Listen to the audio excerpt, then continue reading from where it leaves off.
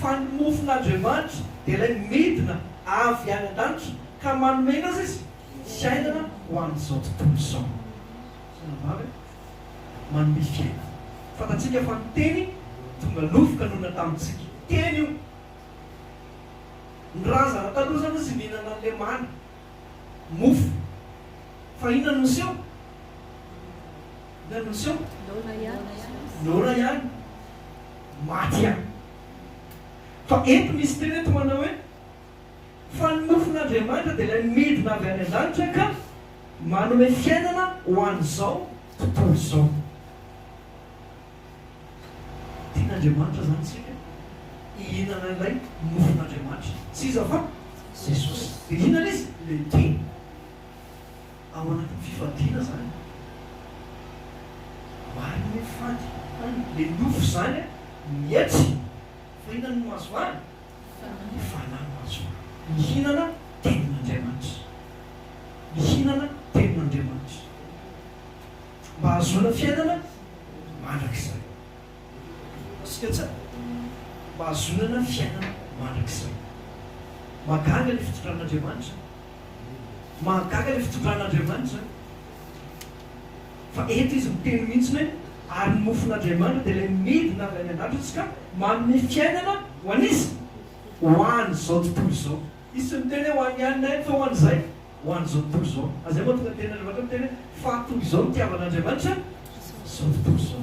Nomeny ny zanan'ilay tokana mba tsy ho very izay rehetra mino azy fa anana fiainana mandrakizay. Sanavavy zava-dehibe zany. Tian'Andriamanitra tsika. Tian'Andriamanitra tsika iaina amin'izany amin'izao fifarana izao. Tian'Andriamanitra tsika tahaka ny efapolo taona ara-panahy. Tahaka ny tondran'Andriamanitra zanak'Israely hitondrany antsika mba andehanantsika eo ambany fitantanany, eo ambany fitarian'ny fanahy, eo ambany fiery. Nefa tonga antsika manao izao vavaka izao. Raha izaho ihany tsy mahay manao na inona na inona. Raha itsika ihany resy le nofo malemy. Azontsika tsara? Le nofo malemy. Ny fisainantsika fo ihany. Fihevintsika fo ihany. Fa ny asan'ny fanahy, ny asan'Andriamanitra amin'ny fiainantsika arakaraka ny andehanantsika no hitombony isan'andro isan'andro. Tariana andinika tenin'Andriamanitra isan'andro. Tariana manao fivadiana. Efapolo taona ara-panahytsika hiditra amin'ilay tany Kanana. Tsy inona fa ilay lanitra rozy tany vaovao. Hiditra amin'izany. Dia ilay resantsika teo hoe tsy misy hoe tonga eo amin'ilay hitseran'i Jesosy dia hoe misy zavatra kely. Zao ity an-tany izao ilay izy ny amboarina. Tsisy hoe tonga eo amin'irao ny lanitra ianao dia zao mbola misy an'izao zavatra kely, zao kely mbola amboarina. Tsy izay. Fa zao tsika zao no mibebaka. Zao ny alàna ilay fisainana tsy araka ny sitrapony. Zao ny alàna ilay toetra tsy araka ny sitrapony. Zao no ngotana ilay zavatra tsy namboleny indray. Amen. Ho avy ny fotoana ary mihazakazaka. Tena mihazakazaka ao faratsiana ny olombelona. Mitombo ny fahadalàna. Hoy ny tena amin'ny Apokalipsy ny ratsy ratsy tsara. Ny teknôlôjia zao tena mihazakazaka be mihitsy. Tonga ny olona ho variana. Ary ny olona rehefa tafalatsaka amin'izay mivavaka ihany koa manomboka ame manino. Manino dia mahazo vahana anatin'izany tsikelikely. Dia manino ny variana tsikelikely lasa tsy mavavaka.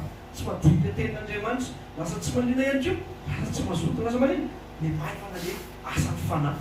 Satria nahoana noho le teknôlôjia mahazo vahana be amin'izao tontolo izao. Eo ihany koa tsy voatery ho izay ihany. Eo koa ny fitadiavana. Tery le fiainana. Tery le fiainana matery dia lasa manino ny famadika amin'izay lasa tsy le fanjakan'Andriamanitra ny prioritaire. Ka tsy aloha ny fanjakana sy ny famarinana dia hanampy anao ny zavatra rehetra. Efa tsy izay intsony izao ny lamaody fa manino. Inona izao? Tsy maintsy mitady. Tsy maintsy miasa. Marina izany. Ary finoana ilay tenin'Andriamanitra ka tsy aloha ny fanjakana sy ny famarinana dia hanampy anao ny zavatra rehetra. Voninahitra an'Andriamanitra iry ihany. Alleluia. Anao hiri tsika.